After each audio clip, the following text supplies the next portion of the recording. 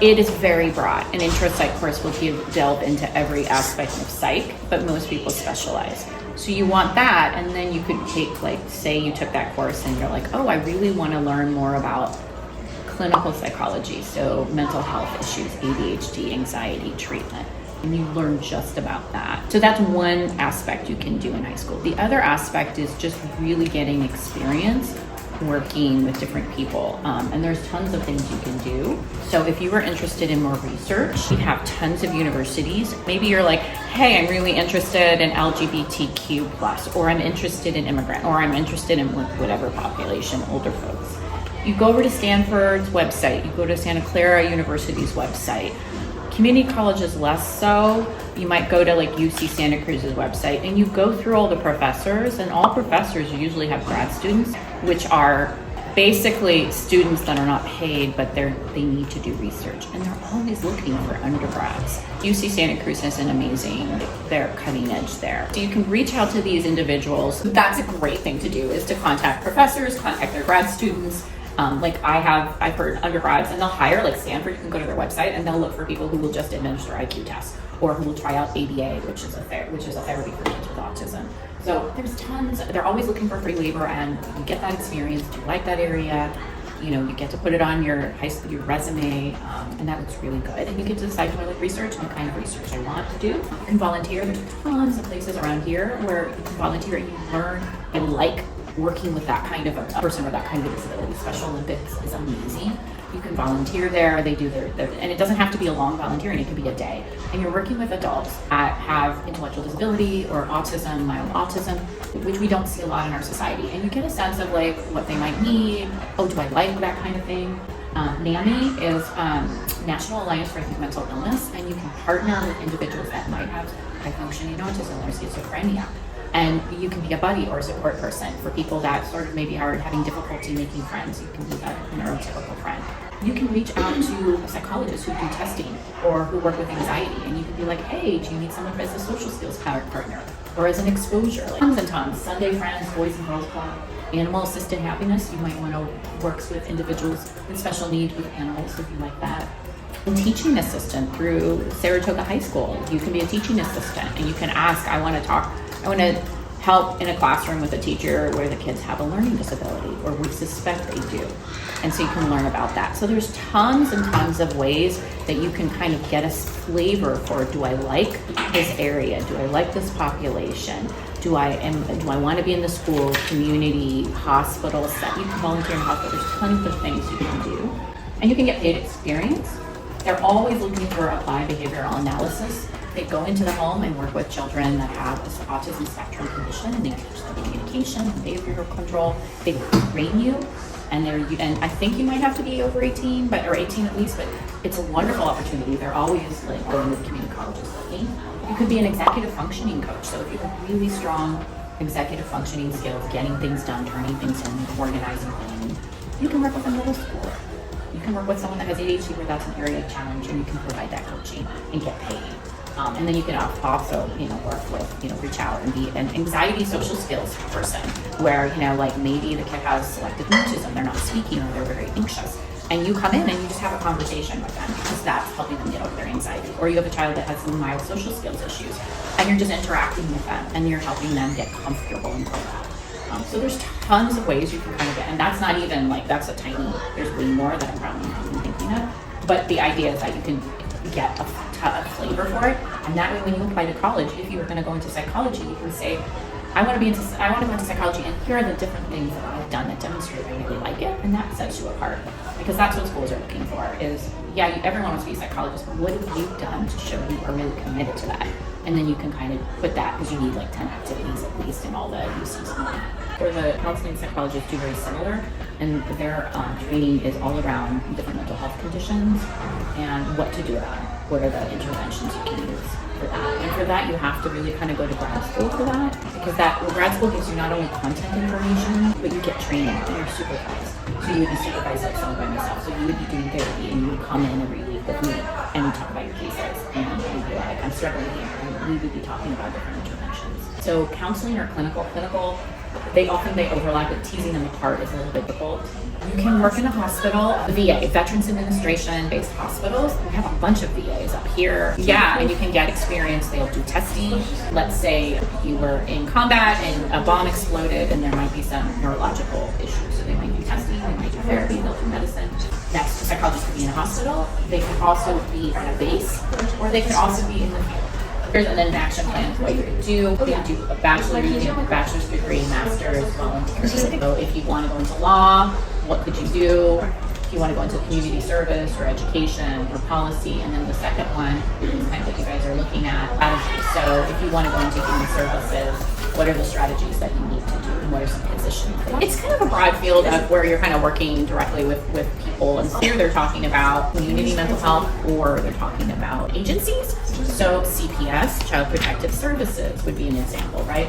Or working in law or the prisons, or being a crisis counselor. Some school shooting happens or something like traumatic happens and you're on the front line and you come in and you help with crisis management.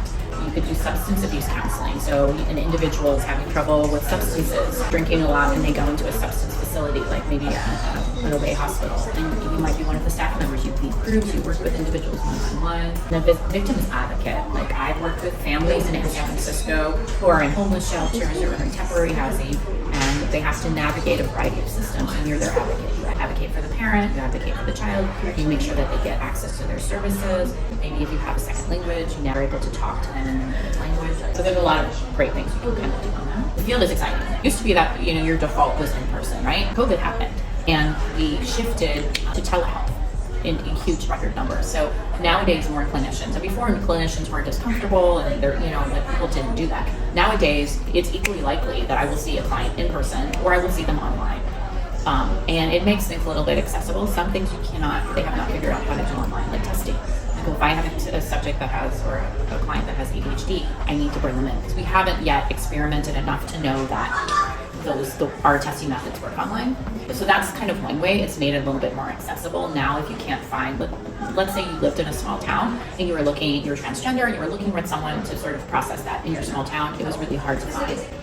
But nowadays with the online telehealth, you can sort of reach out to other therapists that have that training in other areas. So it gives you a little bit more access. There are also lots of AI-based psychological interventions and apps that they've developed for mindfulness, for executive functioning, autism. They're developing like an AI-based peer where you can kind of interact with someone online. It's an app, but it feels very much like you're, talking with someone as a way to sort of help individuals maybe practice their social skills or get feedback. I find a lot of my neurodiverse students at Stanford really are using ChatGPT as a way to support their learning. So if they're in a class and they're reviewing their notes and they don't quite understand something, they can I have a lot of students that will go to ChatGPT and be like, explain, immigration policy from that. Like really advanced stuff in a way a 3-year-old would understand. So it's helping with their learning, or maybe they have difficulty getting started because they have a writing disability. So what they'll do, or they need to summarize research or something, they'll stick it in and it'll summarize for them. It's still their own words, or it'll give them like, I need some generation for topics for this, and it'll kind of help them sort of get started, which can be really helpful for students that have a reading disability. It can translate difficult text into something that fits their reading level. So there's a tremendous uses for AI, and I'm not even that tech savvy, and that's sort of what I'm familiar with. Not to mention there's tons of apps that I have students working on at Stanford around neurodiversity and accessibility. They're working on apps to support executive functioning. They're working on apps to build community around neurodiversity. So tons of stuff. I don't even think that we have just begun, I think, to be a psychologist in all the different areas. And that's what I just find so incredibly great with this field, and also incredibly challenging, because you can literally do so many different things, and that's why it's important to kind of navigate. You can go into medicine and be a psychiatrist.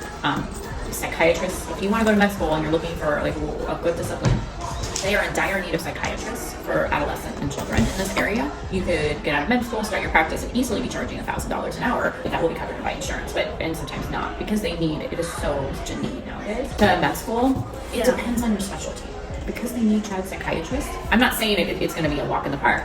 I'm just saying that if that's the area that you're going into, it's going to be they're going to be looking at you differently than they're looking at somebody who's going into sort of a field that's overpopulated. Yeah, if you know it's an area of challenge for you, then you just build your support. And that's the key. If you have any kind of neurodiversity, I'm not saying you do, but I know with my students that have neurodiversity at Stanford, that when they know they're going into a class, they create an environment that's supportive of their neurodiversity. So they make sure that they're using the college support, so they have a tutor that they can kind of fill in the gaps, that can explain things because they process it better one-on-one. Group study, they watch videos online and then they take the class. So they would say, if you want to do something, there are ways to make it a little bit more accessible. And you just have to work with someone to kind of help you to figure out what those ways are. And to be fair, I don't know. Sometimes classes are just really hard. And chemistry might be not been taught in a way that works for you, or works for your brain, or the teacher. I don't know. There's tons of reasons why a class may not sort of work for you in the format. I don't know. You might take a different person, have a different experience, or in a different location. Yeah, you have to approach it differently. So you need different study skills. You might need a chemistry tutor who you can just sit down and break it down to you. I don't know you're learning, but oftentimes when neurodiverse students or any student is facing a challenging class, it's often that they develop new skills and you just have to figure out what that looks like. So you just work with a counselor, an academic coach, or a tutor to figure out how can we make learning a little bit better for you. So forensics, you would be working in the law system, you might be doing mental health evaluations. Is this client competent to stand trial? Should this child be put back into this abuse home? So you might be doing things like that. Testifying, so you should have some law background, like that. Career school counselor, kind of working with people of different ages, working in the school system where you're doing testing, counseling, program development, career counseling. You go become a psychology professor where you mainly teach and do research at different levels.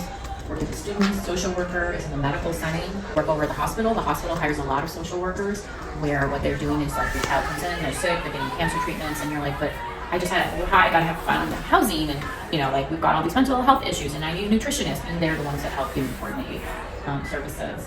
Mental health counselor who does therapy in different settings, obviously psychologists, and then even working in the sports setting, working with athletes. I have one of my referrals is students with performance anxiety who are elite athletes in this area. They are going to go on to D1 schools and they have performance anxiety, and every high achieving Olympic D1 has as part of their team a sports psychologist who prepares them and makes sure they're mentally ready to go to that big game, or mentally ready for the Olympics. You saw Simone. She was that famous gymnast, right?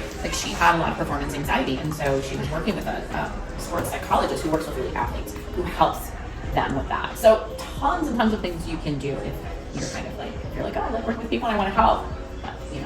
Things a neat path for you. I know I got to Stanford and was hired on because I had such a unique background. They were looking for someone sort of like me, but my point is they're going to be looking for someone like you guys, and just finding that, figuring out what brings you joy and what you find interesting and like doing every day, and then the job is fine too. So just explore that. I think that's wonderful. You're being brave, you're being curious, and you're exploring. And every time you try something, you've learned, that is not something I want to do.